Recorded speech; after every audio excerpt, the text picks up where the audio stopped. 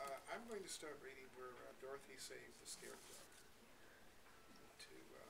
Before we begin, I'm going to read the introduction, short introduction that was written by Mr. Baum, the original author of this book. By way of introduction, he says, this was Chicago, April 1900. Folklore, legends, myths, and fairy tales have followed childhood throughout the ages. For every healthy youngster has a wholesome and instinctive love for stories fantastic, marvelous, and manifestly unreal. The winged fairies of Grimm and Anderson have brought more happiness to childish hearts than all other human creations. Yet the old-time fairy tale, having served for generations, may now be classified as historical in the children's library. For the time has come for a series of newer wonder tales in which the stereotype genie, dwarf, and fairy are eliminated, together with all the horrible and blood-curdling incidents devised by their authors to point a fearsome moral to each tale. Modern education includes morality. Therefore, the modern child seeks only entertainment in its wonder tales and gladly dispenses with all disagreeable incidents. Having this thought in mind, the story of the Wonderful Wizard of Oz was written solely to please children of today. It aspires to be a modernized fairy tale in which the wonder and joy are retained and the heartaches and nightmares are left out.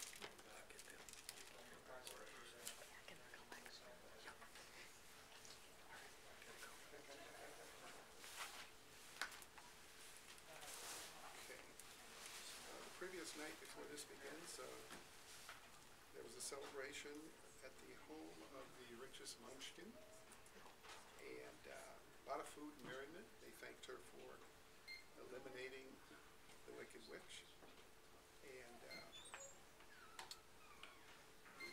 she was kissed on the cheek and told that you'll be protected from everything on the way for this long journey.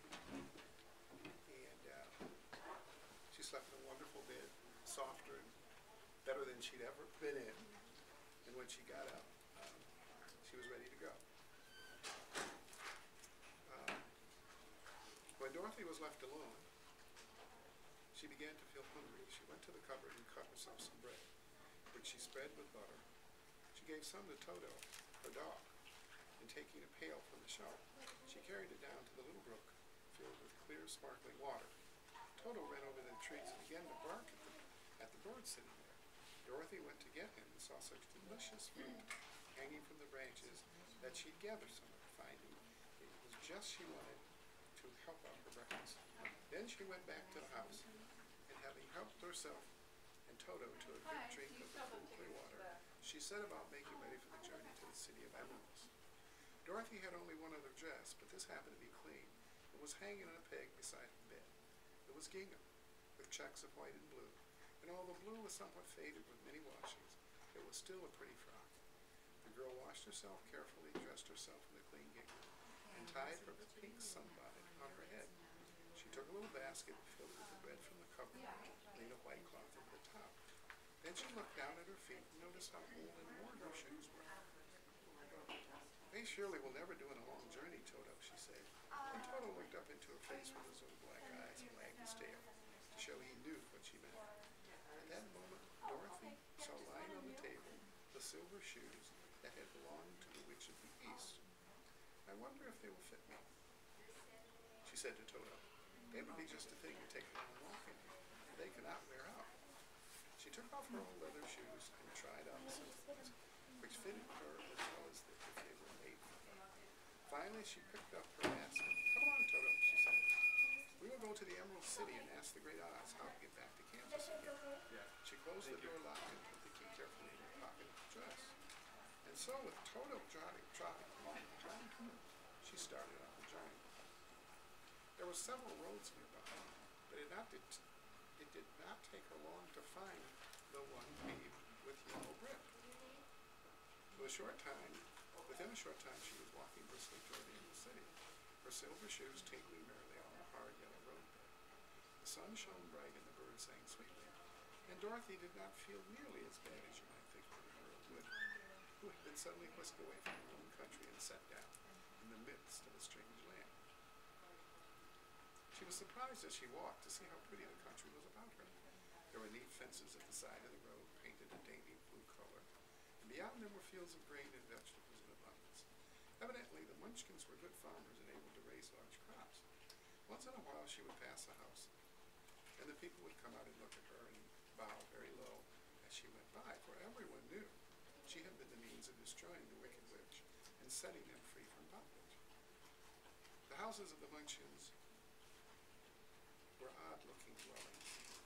They were round, each one was round, with a big dome for a roof. All were painted blue, for in this country the east of blue was the favorite color.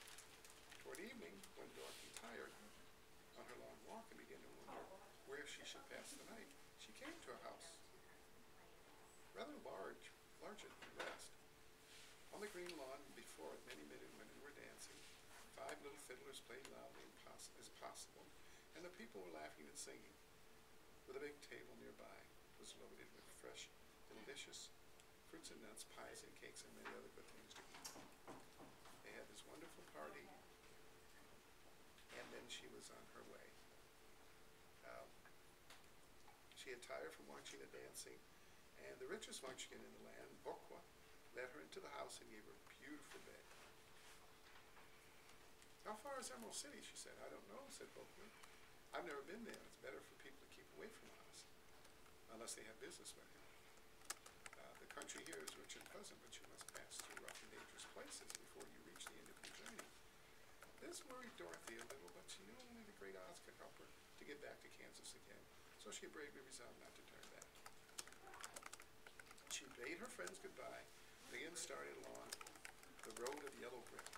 When she had gone several miles, she thought she would stop to rest, and so climbed to the top of the fence beside the road and sat down. There was a great cornfield beyond the fence, and not far away she saw a scarecrow, placed high on a pole to keep the birds from the ripe corn. Dorothy leaned her chin upon her hand and gazed thoughtfully at the scarecrow. Its head was a small sack stuffed with straw, with eyes, nose, and mouth painted on to represent a face. An old pointed blue hat, which had belonged to some munchkin, was perched on his head, and the rest of the figure was a blue suit of clothes worn and faded, which had also been stuffed with straw. On the feet were some old boots with blue tops, such as every man wore in the country. And how the figure was raised against the and the figure was raised above the stalks of corn by means of the pole stuck up its back. While Dorothy was looking earnestly into the queer painted face of the scarecrow, she was surprised to see one of the eyes slowly wink at her. She thought she must have been mistaken at first, for none of the scarecrows in Kansas ever wink. But presently the figure nodded its head to her in a friendly way, and she climbed down from the fence and walked up to it while Toto ran behind her, round the pole, barked and barked. "Good day," said the scarecrow in a rather husky voice. "Did you speak?" asked the girl in wonder. "Certainly," answered the scarecrow.